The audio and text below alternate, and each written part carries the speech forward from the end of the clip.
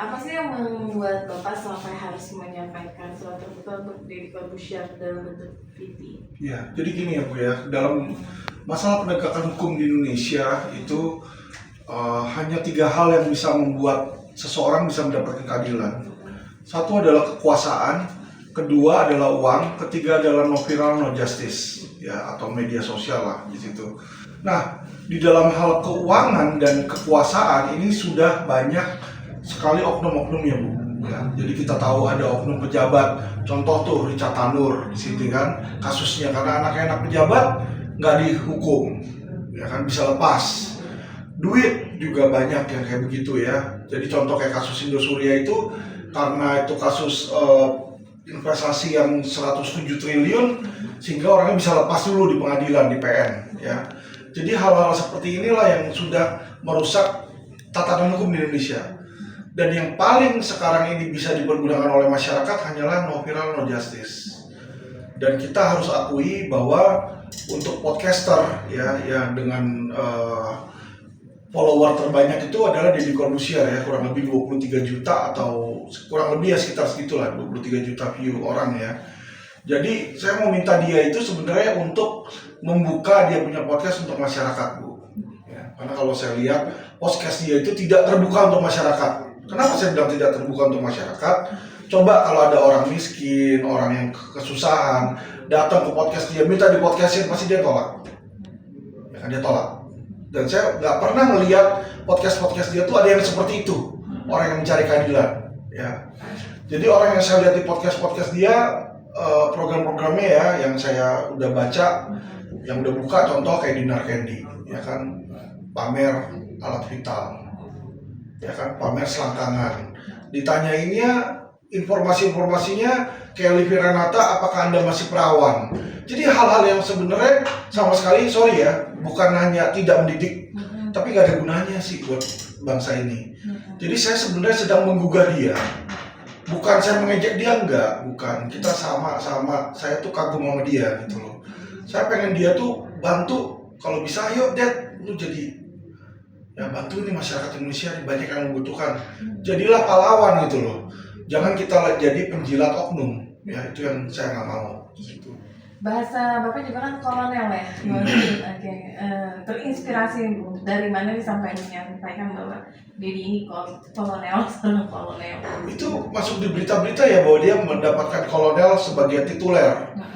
Ya, jadi titel kolonel itu tituler diberikan ya di situ kepada dia. Jadi ya saya udah dengar dari masyarakat. Saya udah lama dengar sih itu Bu. Oke. Makanya itu Bapak statementnya di VT seperti itu juga. Iya dong, harus dong. Kolonel gitu ya.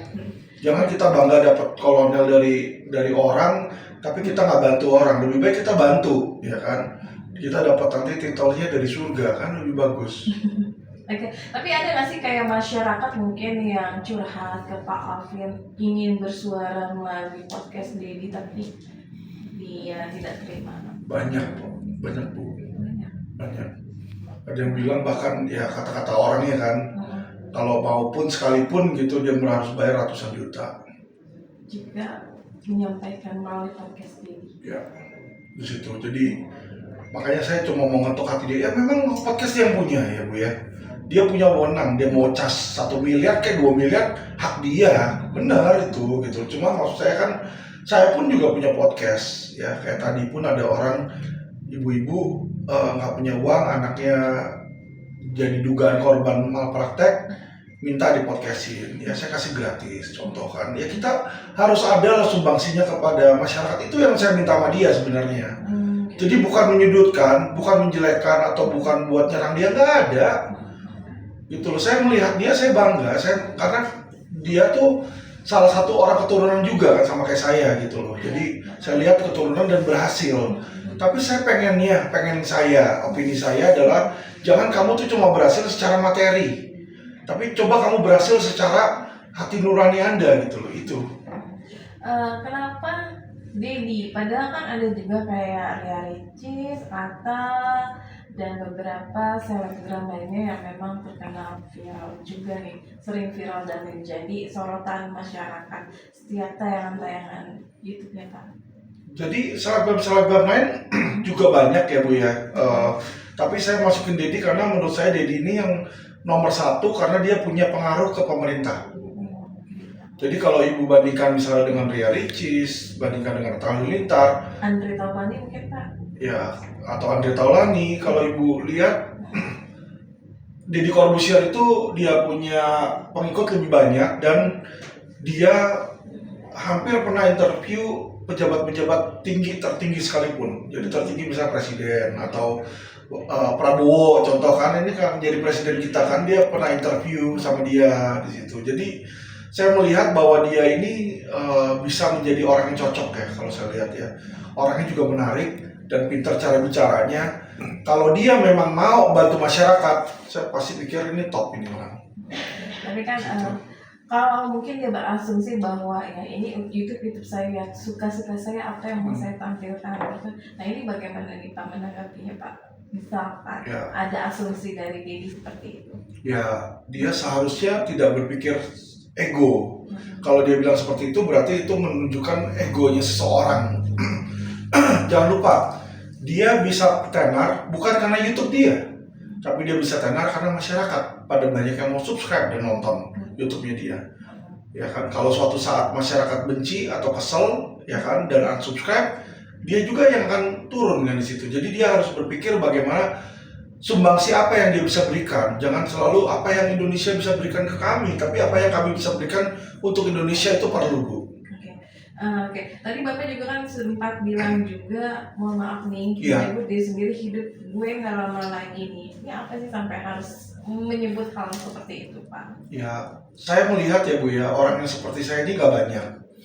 Dan ya keadaan yang terjadi sama saya ini, saya sekarang ini sedang terkena chronic disease kidney. Kidney itu ginjal stadium 5 Bu, udah gagal ginjal. Jadi saya cuci darah seminggu 2 kali. Dan bulan ini rencana saya mau ke Cina untuk periksa di situ ya. Ya kalau memang nanti berhasil, saya mungkin bisa hidup agak lama. Tapi kalau nggak berhasil, ya kita nggak tahu ya, nasib di tangan Tuhan gitu loh. Jadi kalau apapun yang terjadi sama saya, maksud saya kalau bisa ada yang gantiin saya gitu loh. Saya sangat peduli sama negara ini. Di situ sih. Pastinya Bapak akan panjang umur kalian. Ya, amin. Oke. Pak, ini apa sih yang membuat Bapak tuh cemas dengan masyarakat yang harus dibela? Padahal kita tuh punya alat hukum yang terbilang lengkap ya kan, sampai harus meminta seorang Deddy Corbuzier itu ikut Bapak untuk membantu masyarakat. Ya, contoh nggak usah jauh-jauh ya, maksudnya kalau dibilang kita punya aparat hukum, tapi aparat hukum kita ini banyak juga yang namanya oknum di dalamnya Bu. Coba kita lihat kasus Vina, ya kan, berantakan itu sampai polisi pun, sampai Kapolri yang paling tinggi bilang iya ada kesalahan mereka, yaitu seharusnya mereka lakukan CSI, ya, scientific investigation. Ini tidak dilakukan kata dia, kriminal scientificnya nggak dilakukan di situ. Jadi Kapolri pun mengakui kok adanya oknum di situ, dan Kapolri pun open terhadap kritik Bu di sini ya. Tapi oknum ini nggak bisa dibasmi. Jadi bahkan Kapolri maupun Presiden sekalipun tidak bisa membasmi. Yang bisa melawan mereka ini hanya no violence no justice Bu. Jadi ketika no violence no justice jalan, langsung Peggy gak lama bebas. Jadi kita bisa lihat ya. Nah nanti kasus ada lagi nih, Richard Tanur nih dibebasin. Ya kan, udah bunuh orang, nabrak orang yang mati. 1 hari pun nggak kena ponis bersalah di situ. Ya kan, seluruh masyarakat teriak loh. Seluruh masyarakat yang punya logika itu teriak loh. Ya kan? Nah, kita berharap dong kalau ada yang kayak begini dimasukin ke Deddy Corbuzier, akan lebih cepat itu beres. Karena apa? Lebih keangkat Bu.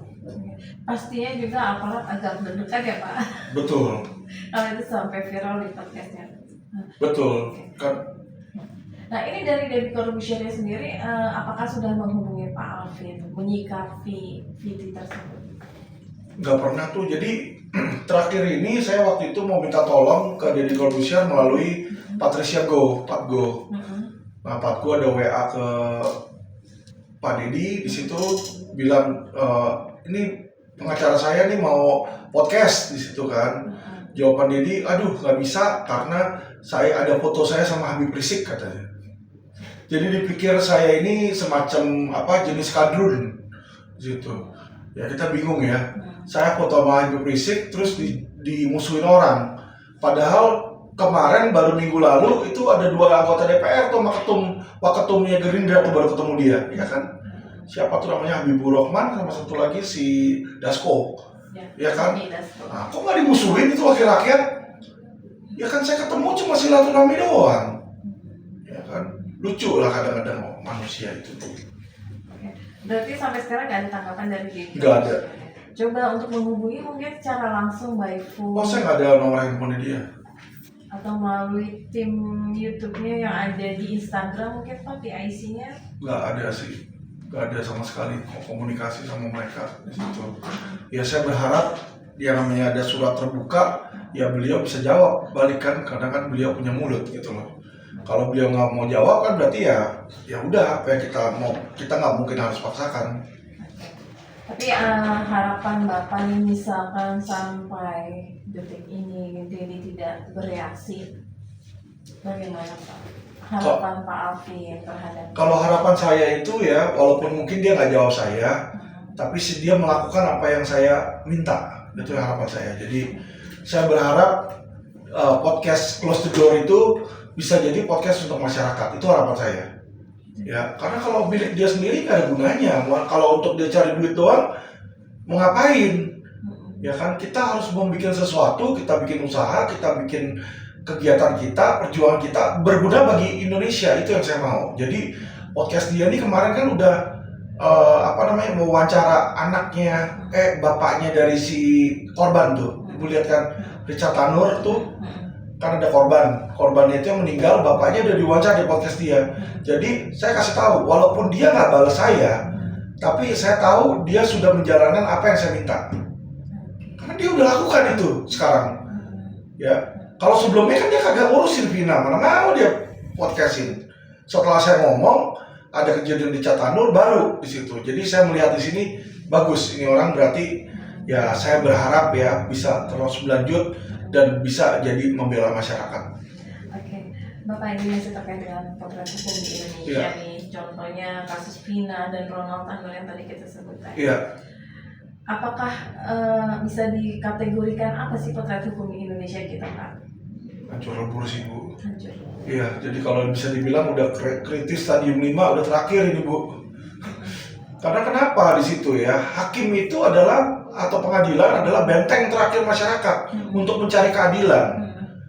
Nah kalau orang yang jelas-jelasan bunuh aja sampai mati itu tulang sampai retak kagak divonis bersalah hanya karena dia anak anggota DPR, ya nggak perlu hukum kalau kayak begitu.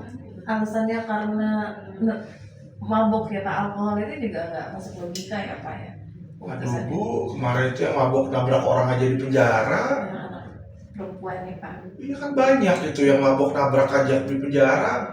Bukan cuma yang anak perempuan, yang sebelumnya tuh ada wanita yang agak besar badannya itu kan juga pernah nabrak siapa tuh namanya tuh? Yang dulu viral ya Pak? Iya viral yang tuh. udah lama itu 5 ya? orang atau berapa meninggal kan? Yang di dekat Teguh Tani ya? Iya, itu aja juga di penjara toh. Jadi maksud saya kenapa hanya dia yang nggak di penjara, yang lain di penjara gitu loh? Berarti kan di sini nggak berlaku yang namanya equality before the law. Atau buat apa kalau memang nggak berlaku prinsip hukum, tiadakan aja. Oke.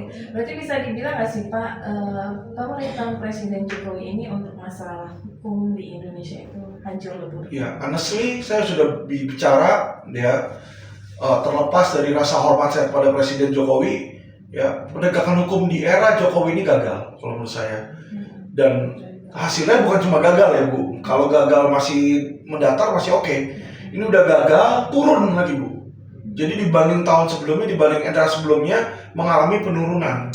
Ini yang makin lama makin rusak. Karena kita lihat kenapa? Sekarang ini bahkan polisi aja berani celakain polisi lain.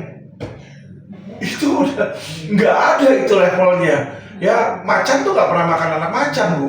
Binatang sekalipun nggak pernah. Tapi ini saya bingung. Karena kenapa? Saya buka TikTok kemarin ini ada polisi teriak-teriak dijolimin sama polisi lain. Jadi saya udah, aduh, oknumnya udah banyak banget gitu loh. Pak, kira-kira apa sih yang harus dilakukan untuk menyapu bersih hukum Indonesia yang hancur lebur ini? Ini PR-nya berat sekali sih Bu, ya PR-nya berat sekali. Kalau Kapolri-nya masih dari kepolisian nggak bakal bisa. Dia harus ganti Kapolri dari luar kepolisian, satu. Kedua, hukum di Indonesia harus diganti sistemnya, ya. Dari sekarang hakim yang memutuskan harus jadi juri sistem, masyarakat yang memutuskan. Terus juga harus diberikan hukuman kepada aparat-aparat penegak hukum yang dengan sengaja, ya, memutuskan dengan tidak benar. Jadi contoh hakim tuh, Hakim Richard Tanur sekarang bisa bebas saja karena nggak ada hukum yang menyatakan kalau dia mutusin yang ngawur kena pidana, nggak ada Bu. Ya etik pun nggak bisa kena kalau dalam memutuskan, karena dia punya apa namanya independensi dalam memutus, ya. Itu harus dirubah. Jadi kalau keputusan yang nggak benar, harus orang bisa ditahan di penjara atau dipidana situ. Maaf Mikir Boleh? enggak, nah ya seperti itu. Turunan aja. Anak turunan dikit. Oh iya.